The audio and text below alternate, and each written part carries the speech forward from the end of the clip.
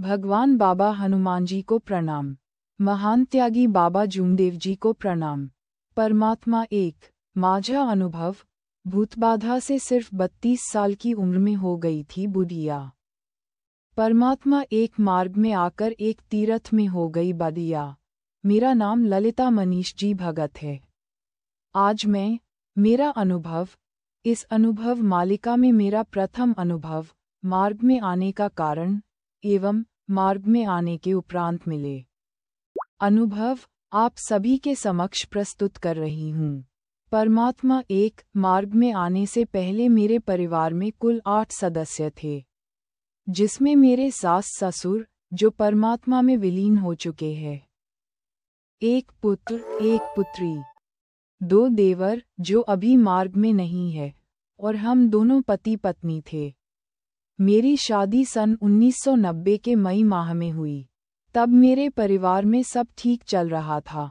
कुछ दिन अच्छे बीतने के पश्चात मेरे पैरों में थोड़ी परेशानी शुरू हुई, जिसका डॉक्टरी उपचार से कुछ समय के लिए आराम मिलता था, लेकिन पूर्ण रूप से ठीक नहीं हो रहा था। डॉक्टरी उपचार से समाधानी नहीं मिलने पे हमने तांत्रिकों के द्वारा उपचार शुरू किए। उन्होंने हमें बताया कि आपके घर में काल्पनिक शक्ति का प्रवेश है तथा मालदेव का वास है, जो आपके दुख का कारण है। धीरे धीरे समय बीतते जा रहा था और परेशानियां मेरे घर में पांव पसार रही थी। कुछ दिनों बाद परेशानियां हद से ज्यादा बढ़ने लगी। हमारे घर के आसपास एवं घर के अंदर विषैले सांप का विचरण शुरू हुआ, जिन्हें मारने के लिए आस पड़ोस के व्यक्ति भी घबराते थे। ऐसी परिस्थिति हमारे घर में 10-12 वर्षों तक चलती रही। सन 2003 में मेरी सासुमां श्रीमती उर्मिला टीकाराम जी भगत की तबीयत खराब हुई।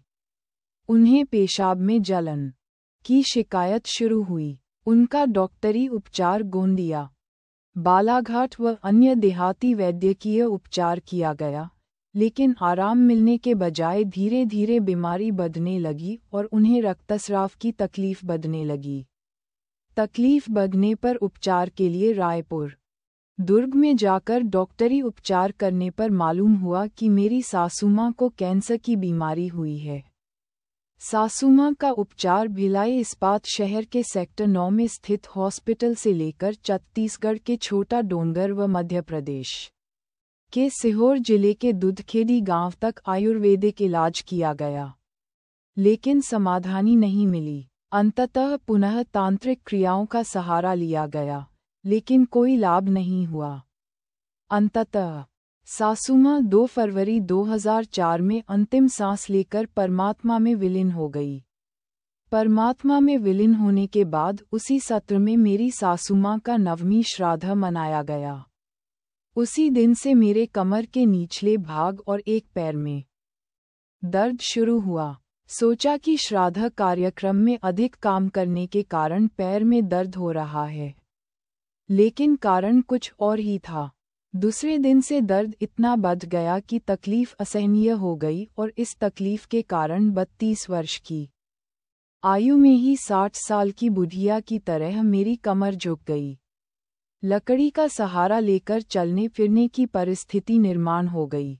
मेरी दयनीय स्थिति के कारण मेरा पूरा परिवार अति चिंतित एवं परेशानियों का सामना करने के लिए मजबूर हो गया। कुछ ही माह पहले मेरी सासुमां की लंबी बीमारी के कारण आर्थिक स्थिति कमजोर हो गई थी। 3 एकड़ जमीन बेचकर मेरी सासुमां के उपचार में खर्च हो गए थे और मेरी तकलीफ, दुख का पहाड़ जैसी स्थिति बहुत ही दर्द विदारक हो गई थी। मेरी तकलीफ डॉक्टरी उपचार के बावजूद दिनों दिन बढ़ती ही जा रही थी। डॉक्टरी उपचार के बाद भी आराम न मिलने से तांत्रिक उपचार का ही रास्ता मेरे सामने बचा था। उसमें भी मेरे परिवार ने कहीं कसर नहीं रखी। तांत्रिकों द्वारा जो भी मांगा गया वह उन्हें दिया जाता था, चाहे वह मुर्गा हो, शराब हो, यहाँ तक कि सूअर की बलि भी दी गई।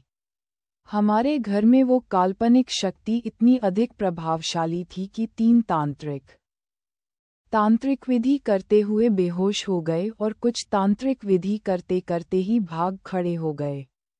जिसने जो बताया वह उपाय करने में कोई कसर नहीं रही। फिर भी समाधानी दूर दूर तक नजर नहीं आ रही थी। तांत्रिकों ने बताया कि इस घर की महिलाओं को बेल लाइन लगा दिया गया है, जिसके कारण तुम्हारी सासुमां की मौत हुई है और अब तुम्हारी बारी है।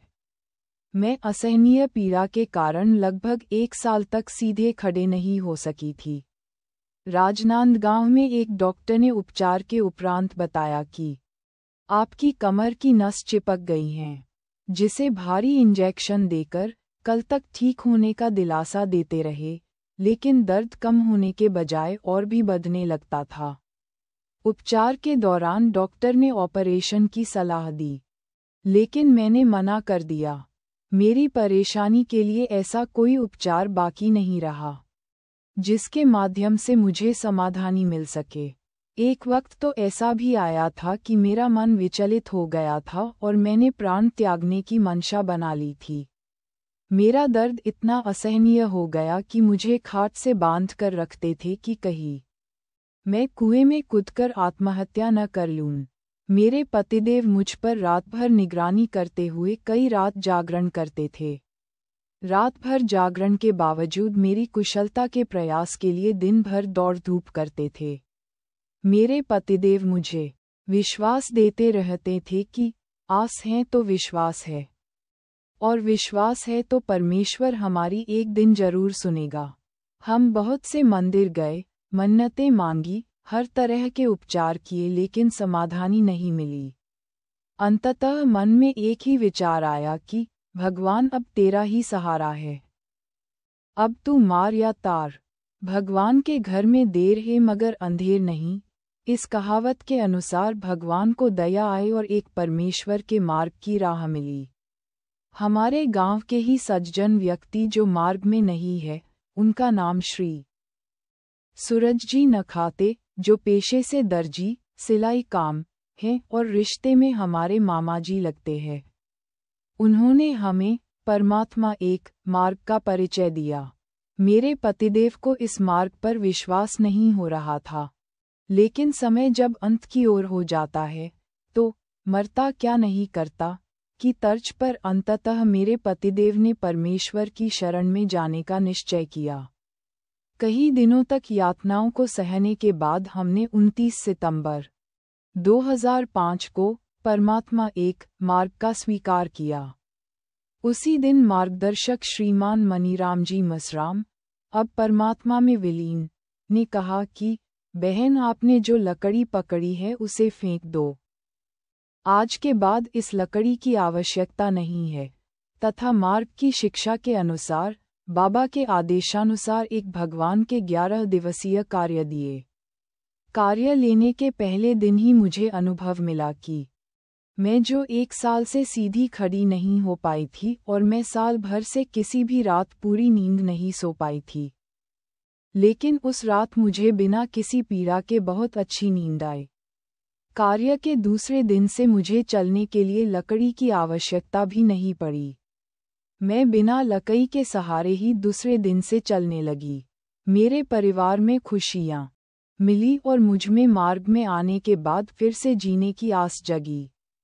11 दिवसीय कार्य में मुझे 70% आराम मिल गया।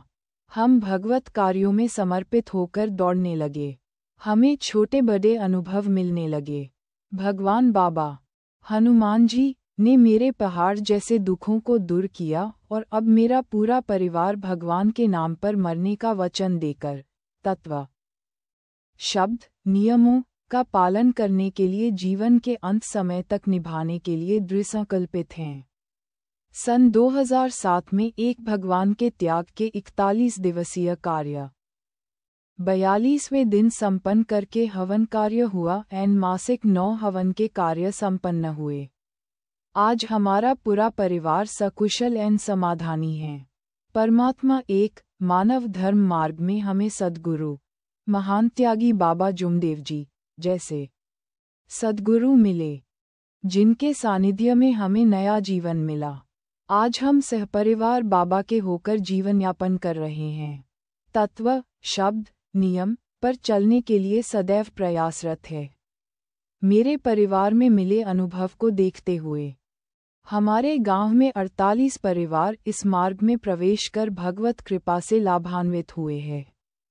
इस मार्ग में जैसी दैवी शक्ति अपना कार्य करती है, तो मानवों ने भी अपने कर्तव्य का निर्वहन करते हुए भगवंत कार्य कर सत्य, मर्यादा और प्रेम के व्यवहार से मानव कल्याण के लिए मानव को जगाने एवं जनहित के कार्य करने की आवश्यकता है। लिखने में भूलवश कोई गलती हुई है तो भगवान बाबा हनुमान जी हैं, महान त्यागी बाबा जुमदेव जी, इनसे क्षमा प्रार्थी हूँ। नमस्कार। नाम ललिता मनीष जी भगत। पता मोहजरी लांजी जी, बालाघाट, मप्र।